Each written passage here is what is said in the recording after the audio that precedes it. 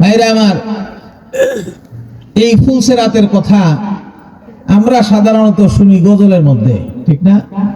গজলের মধ্যে, গানের মধ্যে।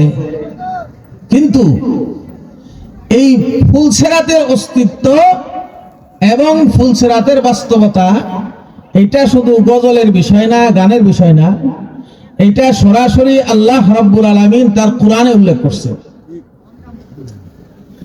আমার ভাইরা, সূরা মারিয়ামের কত নম্বর আয়াত বলছিলাম? 70 নম্বর আয়াতের মধ্যে। তবে ফুলসেরাত নামটা এই আয়াতের মধ্যে উল্লেখ করা হয়নি, নামটা উল্লেখ করা হয়নি।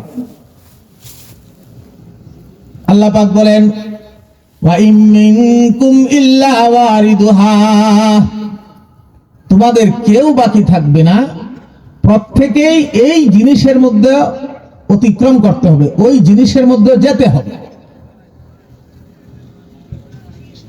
কানা আলা রাব্বিকা হাতামান মাকযিয়া, আর এই জিনিসের মধ্যে যে তোমাদের যাইতে হবে, এটা আল্লাহ রাব্বুল আলামিন নিজের উপর ওয়াজিব করে নিয়েছেন, এটা সুনিশ্চিত হবে। সুম্মা নুনাজ্জিল লাযীনা তাকাউ, এরপরে আমি আল্লাহ মুত্তাকিনদেরকে নাজাত দিয়া দিব।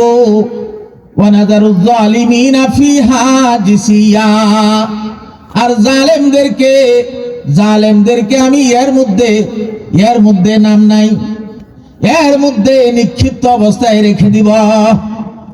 আল্লাহ পাক এই ওয়াজটা করলেন সূরা মারিয়ামের 70 নম্বর আয়াতের মধ্যে। এর মধ্যে বললেন কি?